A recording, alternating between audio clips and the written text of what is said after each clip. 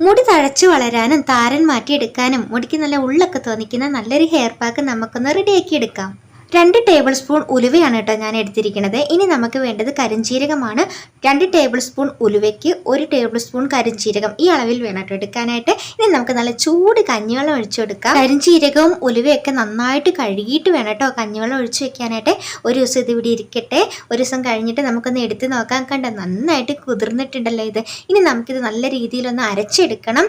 കഞ്ഞിവെള്ളം കുറച്ചുകൂടി ഒഴിച്ചിട്ട് വേണമെങ്കിൽ അരച്ചെടുക്കാം കേട്ടോ. അപ്പം ഞാൻ ഈ തിക്കോട് കൂടിയാണ് മുടിയിൽ അപ്ലൈ ചെയ്ത് കൊടുക്കാനായിട്ട് പോകുന്നത്. നിങ്ങൾക്ക് കുറച്ചുകൂടെ കഞ്ഞിവെള്ളം ഒഴിച്ചിട്ട് ഒന്ന് ലൂസാക്കിയതിന് ശേഷം അരിച്ചെടുത്തും യൂസ് ചെയ്യാം. തിക്കായിട്ടുള്ള ഹെയർ പാക്ക് ആയതുകൊണ്ട് തന്നെ ഹെയർ വാഷ് ചെയ്തെടുക്കാനായിട്ട് കുറച്ച് ബുദ്ധിമുട്ടൊക്കെ ഉണ്ടാവും കേട്ടോ. അപ്പോൾ 5 മിനിറ്റ് നേരം മാത്രം ഹെയറിൽ വെച്ചാൽ മതി. അതിനുശേഷം ഷാമ്പു യൂസ് ചെയ്യണമെങ്കിൽ ഷാമ്പു യൂസ് ചെയ്തിട്ട് ഹെയർ വാഷ് ചെയ്തെടുക്കാം കേട്ടോ. മുടിയിൽ കുറച്ച് ഓയിൽ അപ്ലൈ ചെയ്ത് കൊടുത്തിട്ട് ഹെയർ പാക്ക് ഇട്ട് കൊടുക്കാവുള്ളൂ. മാസത്തിൽ 2 പ്രാവശ്യം മാത്രമേ ഈ ഹെയർ പാക്ക് മുടിയിൽ ഇട്ട് കൊടുക്കാവുള്ളൂ. ഡെയിലി